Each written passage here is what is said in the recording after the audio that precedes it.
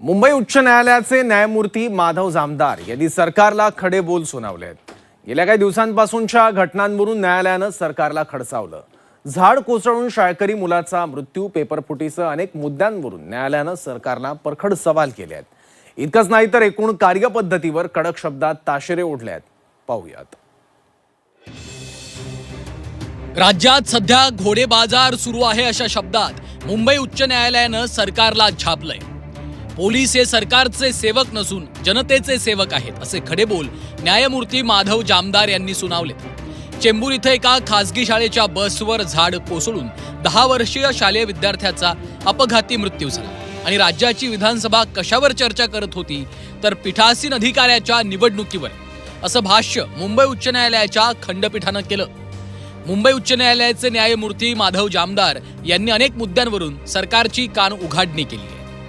राजकीय घोडे बाजारावरून न्यायमूर्ती माधव जामदार यांनी सुनावलं। 10 वर्षीय मुलाचा मृत्यू झाला, मात्र विधानसभेत पीठासीन अधिकारी निवडणुकीवर चर्चा सुरू होती।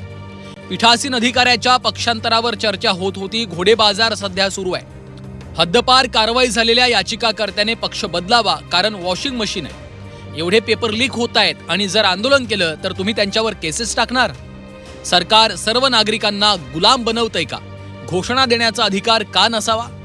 पोलीस हे मुख्यमंत्री पंतप्रधानांचे सेवक नसून ते जनतेचे सेवक आहेत। HDPI पक्षाचे सईद अहमद अब्दुल चौधरी यांच्या हद्दपारीचा आदेश रद्द। याचिकाकर्त्याने सरकारविरोधी घोषणा दिल्याने हद्दपारीचे आदेश का? हद्दपारीसारखी कारवाई करणाऱ्या पोलिसांना सुनावत ठोठावला दंड। यावरून आता राजकीय वर्तुळातही प्रतिक्रिया उमटल्यात। न्यायालयानं जे काही म्हटलंय ते त्यांचं मत आहे, पण ग्राउंडवर जे असतात त्यांना स्थिती माहिती असते, असं वक्तव्य मंत्री आणि शिवसेनेचे नेते संजय शिरसाट यांनी केलं। तर कुणाचा तरी आत्मा जागा आहे हे पाहून बरं वाटलं, अशी प्रतिक्रिया खासदार संजय राऊत यांनी दिली आहे। कोर्टाने जे निरीक्षण नोंदवले हा त्यांचा स्वतःचं मत आहे, परंतु मुळामध्ये ग्राउंड लेवलवर जे काही राजकारण चालतं त्याची स्थिती कशी आहे हे थोडं जे त्या ग्राउंडवर खेळतो त्यांना ते माहीत असतं। म्हणून घोडेबाजार झाला आहे का, वैतागून गेले, किंवा त्यांना त्यांच्यावर असलेले काही दबाव हे जे काही असतील तर ह्या गोष्टीचं सुद्धा निरीक्षण कोर्टाने केलं पाहिजे। कोर्टाचा आम्हाला अवमान करण्याचा अधिकार नाही, परंतु वस्तुस्थितीसुद्धा कधीतरी समोर आली पाहिजे। ज्या पक्षामध्ये हे लोक होती किंवा ज्या पक्षामधून आम्ही बाहेर पडलो त्याचे मागचे कारणंसुद्धा ते गांभीर्याने घेतले पाहिजेत। कोणाचा तरी आत्मा जागा आहे। न्यायासनावर बसलेला कोणीतरी एक असा रामशास्त्री आहे जो डोळे उघडे ठेवून आपल्या सभोवती काय चाललंय, काय वातावरण आहे त्याच्यावरती परखड भाष्य करतो आहे। आणि अशा ज्या काही मोजक्या प्रमुख व्यक्ती आहेत